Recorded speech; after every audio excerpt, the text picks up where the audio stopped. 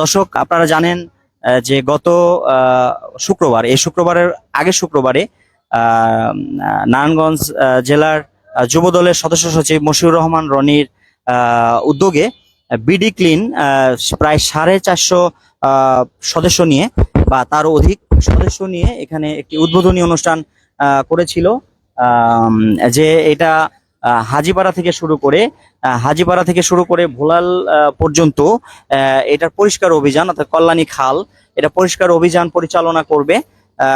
সেটা অত্র এলাকার জনগণ যেটা বলছে যে এটা মানে পুরোটা পরিষ্কার হয়নি, জায়গায় জায়গায় কিছু কিছু জায়গায় পরিষ্কার করা হয়েছে, কিন্তু বেশিরভাগ জায়গায় কিন্তু পরিষ্কার করা হয়নি।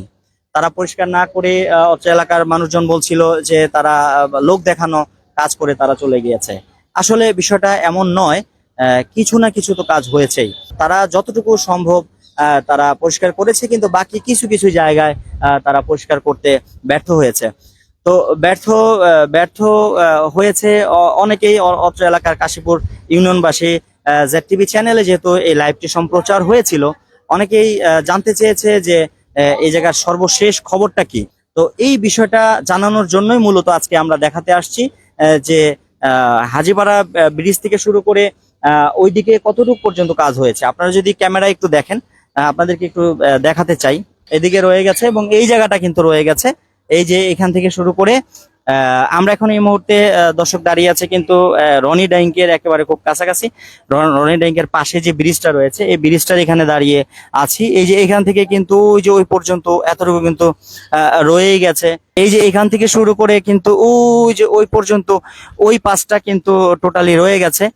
আমাদের কাছে যেহেতু অনেকেই জানতে চাচ্ছে যে এটার কার্যক্রম কতটুকু হয়েছে, তো আমরা আজকের লাইভে আপনাদেরকে দেখানোর চেষ্টা করছি যে কল্যাণী খাল এটা কতটুকু পরিষ্কার অভিযান হয়েছে। এবং ওই দিকটা দেখেন আপনারা, ওই দিকে কিন্তু ময়লার স্তূপ হয়ে গেছে। এই খাল তো মানে হয়েছেই, ময়লা দিয়ে এটা ভরপুর করেছেই, পাশাপাশি সাইডেও কিন্তু পুরোটা ময়লায় স্তূপ হয়ে আছে, আমরা দেখতে পাচ্ছি।